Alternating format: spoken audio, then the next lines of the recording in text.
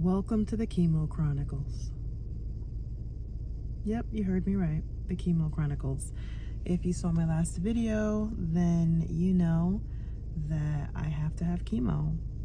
When we went into this in October, tumor was small. They weren't sure if the lymph node was lighting up due to the vaccines that I had or because of the cancer. So it was an unknown until the day of surgery, which was December 31st. And so when I had my mammo in July, Curtis was measuring 6 millimeters.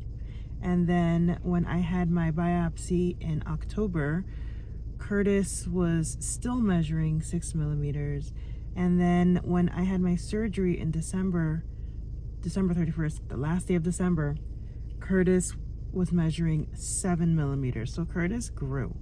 And Curtis is like that boo friend, that boyfriend, that girlfriend that you tell them it's over and they're like, but I don't want to be over. And the breakup gets messy. That's what Curtis is, okay? And so when we had the surgical pathology, it stated that in fact the cancer did get to my lymphatic system. It got to one node. They took out 2 nodes and it only was found in one, but it was 9 millimeters in that node, and apparently that's pretty big for cancer inside of a node. And Curtis was so destructive and so upset because I didn't want to be with him anymore that he was like, I'm not even gonna go to the next node.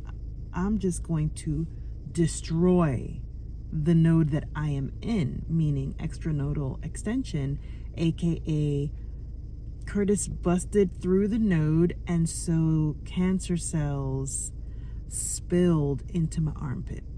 Okay? They were not contained to the lymphatic system.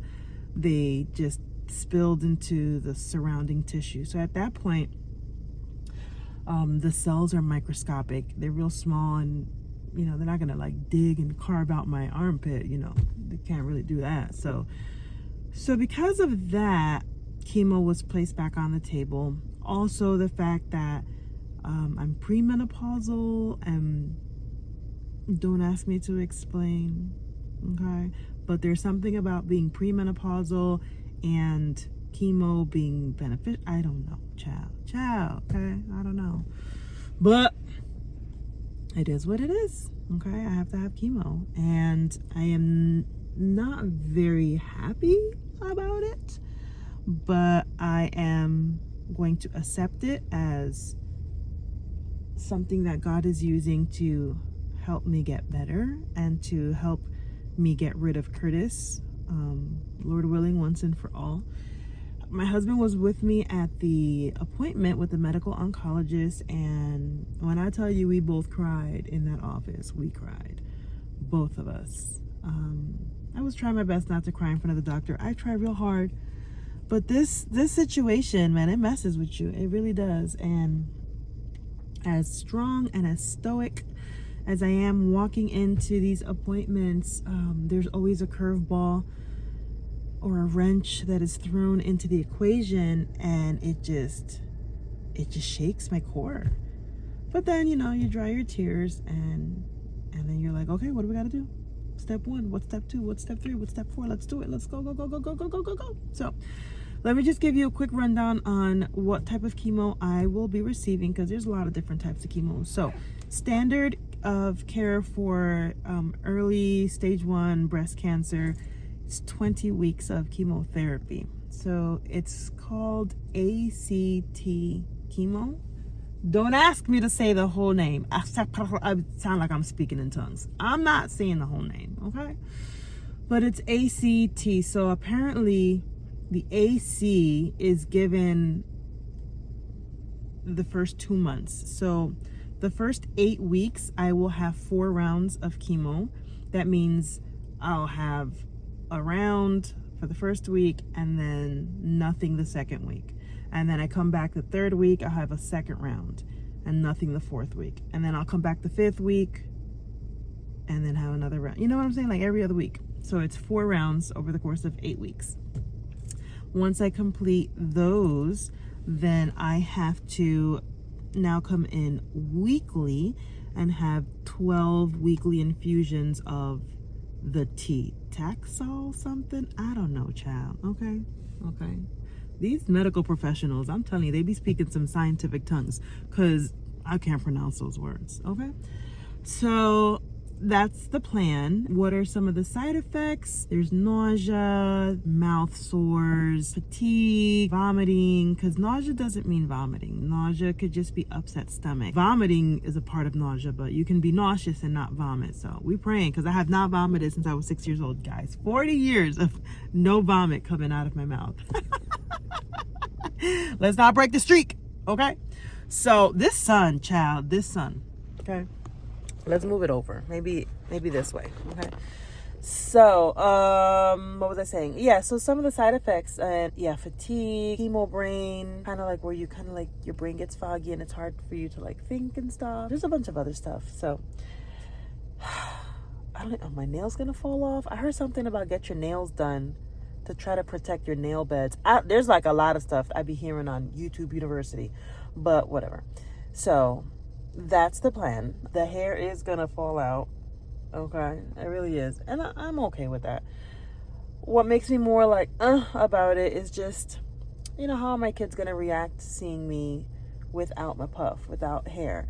They've seen me with short hair because I've gotten pixies around my kids. It's not a big deal, and a part of me wants to get a pixie, and I am gonna get a pixie because there is absolutely no way that I can start chemo and have my hair fall out at this length and this thickness, because my plumbing is gonna suffer. So we're not doing that. We're gonna do a pixie cut it real short, cut it real tight. We're gonna go to Marsha. God bless you, Marsha. We always talk about Marsha on this channel. If you've been with me for a long time, you've heard me speak about Marsha. God bless Marsha, okay? But we just have her cut my hair and then blah blah blah. But like I was saying, my issue is just my kids. I remember being a little girl and my dad walking into the room having shaved his mustache, and all I had ever known is my father with a mustache. And when he came in, I was like, who is this strange man? And I didn't want to hug him, I didn't want to kiss him. I was like, who are you? And I remember being a kid and being so freaked out by this strange man that sounded like my father but did not look like my father. So, we'll see how my kids take it. I haven't told them yet. By the time this video comes out, I would have told them, because my daughter has a tendency of finding my channel and watching my videos, and so I would not want her to see this without me speaking with her. But, all in all, I'm in decent spirits about it.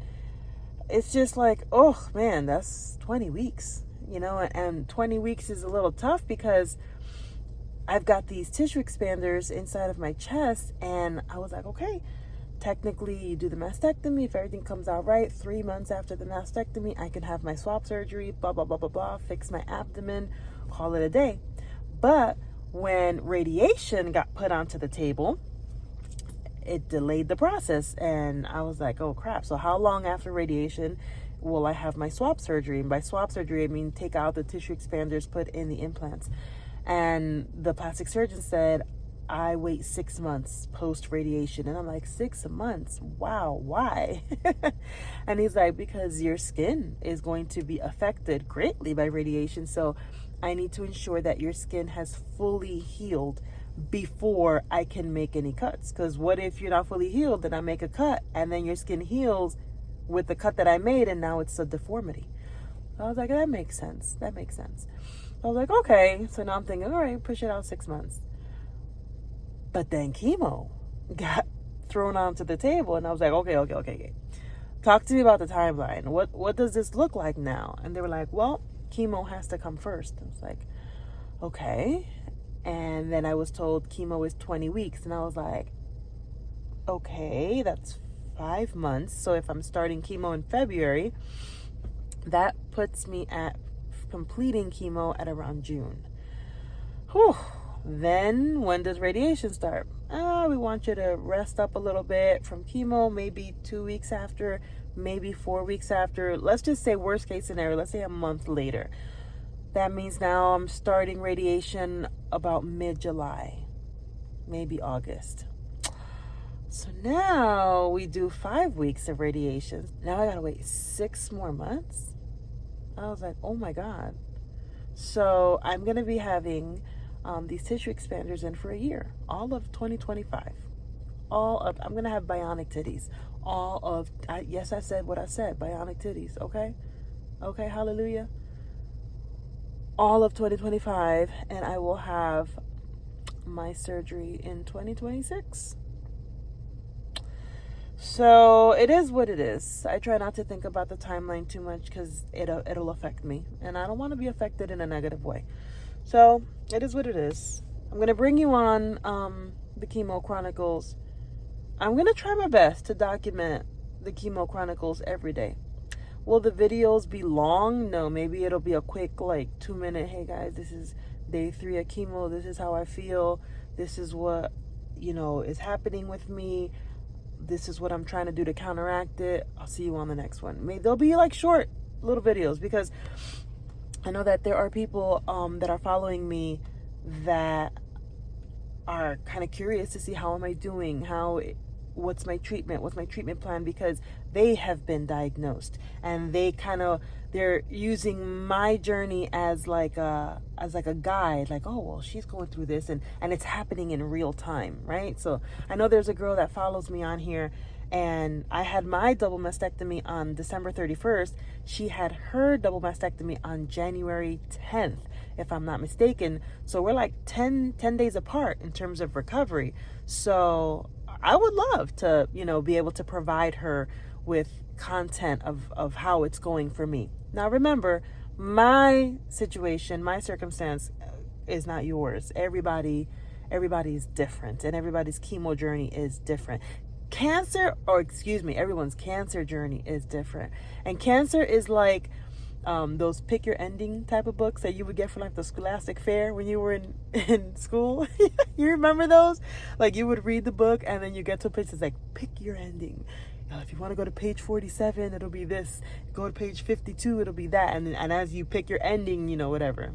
The book ends the way you chose for it to end. Whatever. I'm just saying that cancer has so many possible outcomes, so many possible avenues, and it's just what the heck. So my avenue is chemo right now. So we are getting ready to go in for step 1 or phase 1 of the Chemo Chronicles, and that is an echocardiogram.